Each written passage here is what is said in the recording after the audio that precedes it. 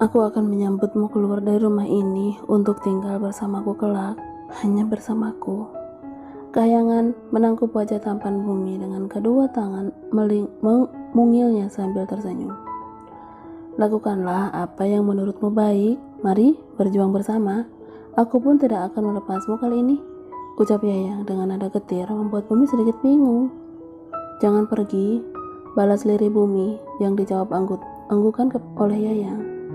Usai menguatkan isi hati masing-masing, keduanya melangkah cepat menuju pintu rumah bercat coklat. Kahyangan langsung membukanya dan menyapa sang ibu yang kemungkinan ada di dalam. "Bu, Yayang pulang nih," ucapnya sedikit berteriak. "Iya, tunggu," saut seseorang wanita yang entah dari mana. Bumi yang dipersilakan duduk pun hanya bisa menurut. Dia menghempaskan bokongnya di salah satu sofa single. "Wah, ada tamu." Bumi menoleh ke arah suara ada seorang wanita parubaya berperawakan kecil datang menyapa. "Ibu," ujar Bumi yang langsung menyalaminya. "Ayo duduk, Bumi," ucapnya begitu ramah. "Iya, Bu, terima kasih." Ketiganya duduk di ruang tamu saling berdekatan, tapi tidak lama, Yayang bangkit untuk mengambil air minum ke dapur. "Kalian begitu sama?" kekeh ibu. Bumi hanya tersenyum, sedari kecil memang dia sudah biasa dengan kata sama antara dia dan kakaknya. Hanya dari tingkah dan pakaian saat beranjak remaja keduanya bisa dibedakan, tapi dari segi wajah, tinggi badan, dan beratnya mereka sama-sama. Bahkan jika air sedang diam, Melisa pun sering tertukar. "Iya, Bu," jawab Bumi sambil tersenyum. "Kalian kembar tiga, betul?" tanya ibu Yayang lagi. "Iya, saya anak kedua yang terakhir perempuan." Ibu laki-laki tersenyum. Dia membayangkan betapa ramainya rumah pemuda di hadapannya itu, karena sudah pasti berbeda dengan rumahnya sebab dia hanya memiliki satu anak, yaitu Kahyangan. Di sini jika tidak ada Kahyangan, rumah selalu sepi. Yayang sering keluar karena banyaknya aktivitas yang harus dia lakukan, ucap ibu sembari menatap putri semata wayangnya itu. "Kegiatannya semua positif, Bu," saut Bumi. Dia mengusap kepala Kahyangan dengan lembut saat gadis itu duduk kembali di sisinya usai meletakkan 3 cangkir minuman yang dia bawa tadi. "Iya, semoga kegiatan dan ilmu yang dia berikan bermanfaat untuk banyak orang," harap ibu mantap, bangga, menatap bangga putrinya yang digenggam erat oleh Bumi. "Kalian tadi dari pertigaan jalan?" tanya ibu. "Iya, Bu, makin banyak loh sekarang," jawab Yayang. "Pantas, si kakak pesan lebih banyak makanan tadi pagi."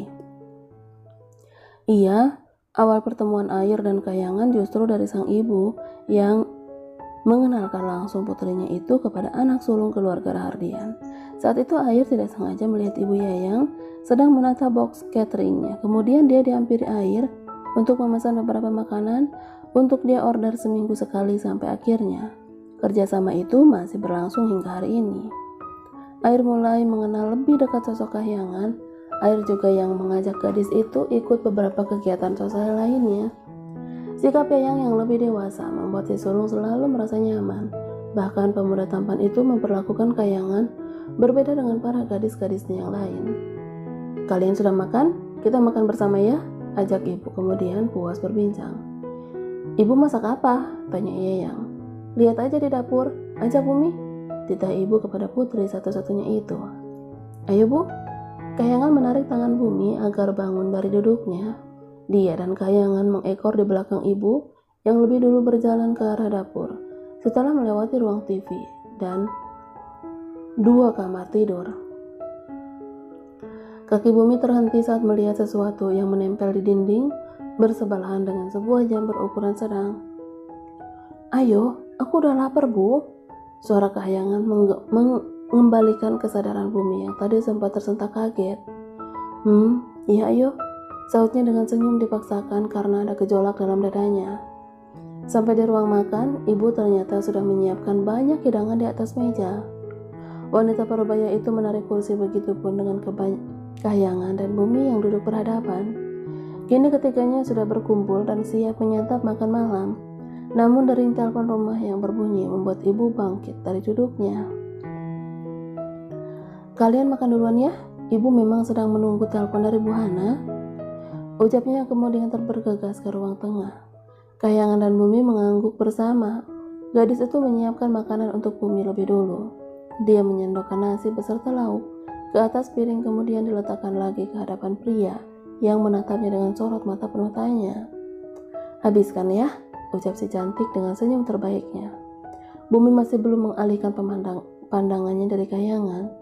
Kedua manik matanya masih fokus pada gadis di hadapannya itu, sampai pada ia melihat Kahyangan menautkan kedua tangannya di atas meja dengan mata tertutup sambil berdoa. "Apa ini, Yang?" tanya Bumi dengan nada bergetar. "Kenapa? Aku harap kamu tidak terkejut," lirik Kahyangan. Bumi menggelengkan kepalanya. Matanya mulai berkaca-kaca menyimpan cairan bening. "Jangan katakan iya untuk pertanyaan yang akan aku tanyakan kepadamu." Gadis itu tersenyum simpul. Dia sangat paham dengan yang dirasakan Bumi saat ini. Dia menarik nafasnya dalam-dalam sebelum dia memberikan jawaban untuk pemuda yang tengah mempersiapkan rasa kecewanya. "Kita berbeda, Bu. Tasbih di tanganmu tidak akan bisa bersatu dengan salib yang menggantung di leherku. Bahkan, meski Tuhan itu satu, tapi tetap saja, amin, kita tidak akan pernah sama. Maaf." Gadis itu bangkit dari duduknya menghampiri Bumi yang tertunduk lemas. Dia menarik kepala pemuda itu ke depan dadanya. Yang mengusapnya dengan begitu lembut saat dia dengar ada isak tangis yang begitu lirih. Bumi tidak mampu berkata apa-apa. Dadanya begitu sesak karena harapannya tiba-tiba hancur hanya karena sebuah keyakinan.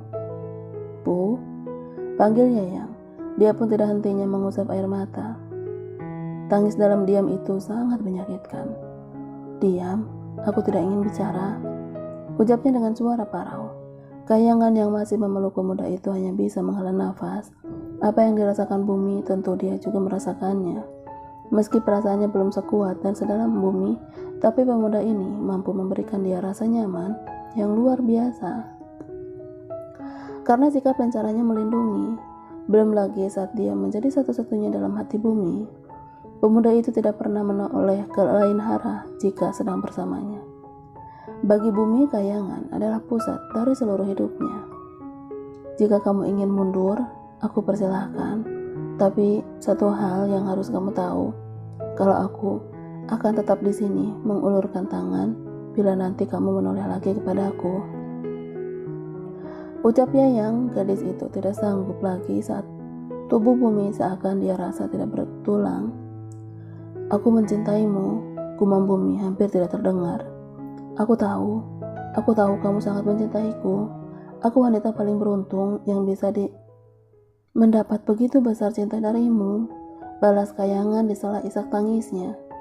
"Jangan pergi, tetap bersamaku, aku mohon," pintanya yang malah menenggelamkan kepalanya di ceruk leher Kahyangan. Keduanya saling memeluk begitu erat, bahkan Bumi akan lebih histeris jika saja dia tidak menggigit bibirnya. "Aku tidak akan pergi. Sudah cukup aku pernah melepaskan dan untuk kali ini, aku akan coba bertahan," jawab Yang sambil mengusap punggung Bumi.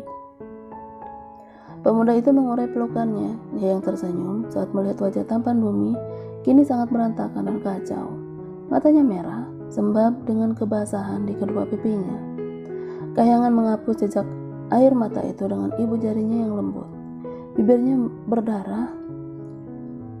berdarah," ucap Yang. "Hatiku terlalu sakit untuk menerima semua ini, Yang," jawab Bumi. Dia bahkan tidak merasa perih sama sekali karena hanya luka perasaannya yang ia rasakan. "Aku obati sebentar ya." Gadis itu bangun kemudian berjalan menuju rak kecil di samping lemari pendingin. Bumi tetap memperhatikan Kahyangan. Matanya tidak beralih sedikit pun dari sosok penguasa hatinya itu. "Tahan ya, mungkin sedikit perih," ucapnya saat kembali keduanya duduk berhadapan. Bumi menahan tangan mungil gadis itu yang hendak memberikan obat di bibirnya. "Kenapa? Biar aku obati lukamu." Bumi menggelengkan kepalanya. Dia pun menatap wajah cantik Kahyangan yang sudah tersimpan rapi di lubuk hatinya yang terdalam. "Aku tidak butuh itu semua, Yang." Tangannya kini perlahan turun ke leher jenjang Kahyangan dengan sangat pelan. Dia menarik tangkup gadis itu sampai akhirnya kedua bibir mereka bersatu. Bumi menyesap lembut bibir Ranu Yayang. Pasangan itu memejamkan kedua matanya untuk saling menikmati sentuhan yang baru pertama kali mereka rasakan seumur hidup. "Kamu milikku, akan selalu menjadi milikku," tegas Bumi setelah puas berciuman. "Aku akan selalu bersama, mari berjuang bersama, walau lelah itu akan ada," balas Kahyangan. "Iya, aku akan berjuang bersamamu, karena sainganku bukan lagi ciptaannya, melainkan penciptanya." "Manis yang," ucap Bumi dengan wajah merona. "Hei, jangan buatku malu." Kahyangan menutup wajahnya dengan kedua tangan. Rasanya dia ingin menghilang dari hadapan pemuda itu. Sentuhan Bumi begitu lembut dia rasakan tadi. Hal yang pertama dia lakukan dengan seorang pria. "Maaf, aku menyentuhmu. Aku berjanji tidak akan mengulanginya lagi," ujar Bumi penuh sesal. "Tidak apa-apa, kita hanya begitu larut dalam perasaan masing-masing." Keduanya kembali berbincang sambil diselingi candaan sampai akhirnya mereka tertawa bersama tanpa Bumi dan Kahyangan sadar. Ada seorang wanita yang berdiri di balik bufet besar sedang menghapus air matanya. "Kalian belum makan?" tanya ibu yang datang tiba-tiba mengagetkan. "Belum," jawab keduanya saling pandang dengan mengulum senyum. Ibu yang sudah melihat dan mendengar hanya berpura-pura tidak tahu dengan apa yang terjadi antara anaknya dan pemuda di sisinya itu. "Mari makan, ini sudah lewat dari waktunya." Mereka makan bersama satu meja dengan makanan rumahan. Bagi Bumi, masakan Ibu Yayang hampir mirip dengan masakan Melisa, dan saat itu juga bayangan kedua orang tuanya terlintas. "Maafkan kakak, Ma. Kali ini biarkan kakak mengerti lebih dulu." Usai makan malam bersama dan berbincang sebentar, kini Bumi berpamitan untuk pulang karena waktunya hampir larut malam. Pukul 10 adalah batas maksimal mereka sampai di rumah. "Aku pulang ya," bisiknya sambil memeluk Kahyangan.